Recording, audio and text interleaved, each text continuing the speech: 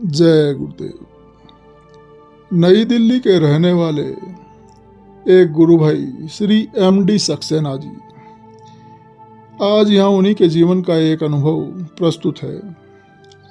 उन्होंने बतलाया कि बात है सन 1980-82 की, जब मैं भारतीय खाद्य निगम में जिला प्रबंधक के पद पर कार्यरत था। तो सन 1981 में गेहूं की खरीद चल रही थी। शाहजहांपुर में खरीद अधिक होने के कारण गोदामों की कमी पड़ने पर खाद्य निगम ने शाहजहांपुर मंडी परिसर में गेहूं को खुले संग्रह करने का फैसला किया।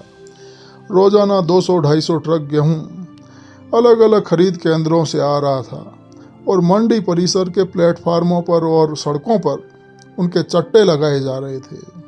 हजारों मजदूर काम कर रहे थे। चारों तरफ गेहूं के चट्टे ही चट्टे लगे थे और कटी फटी गेहूं की बोरियां ही बोरियां नजर आ रही थी। तो जून 1981 की दोपहर में एक दिन मंडी परिसर से करीब 3 किलोमीटर दूर जिलाधीश शाहजहांपुर के कार्यालय में मैं उस समय बैठा हुआ था। तो हुआ यूं कि एकाएक अचानक बहुत तेज आंधी आई और बरसात होने लगी और वो बरसात करीब आधा घंटे चली।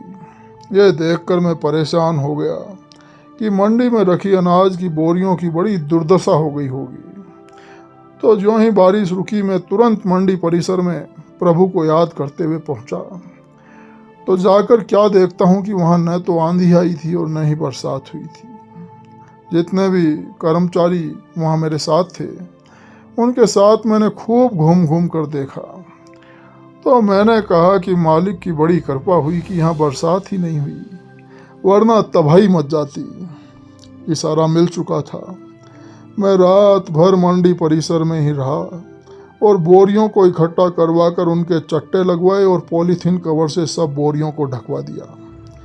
रात बीत गई और सवेरे 5 बजे जब आखिरी 3-4 चट्टों पर पॉलीथीन कवर चढ़ाया जाना था, तभी बड़े जोर का तूफान आ गया और बरसात उसी प्रकार से होने लगी जैसे कि दिन में हुई थी।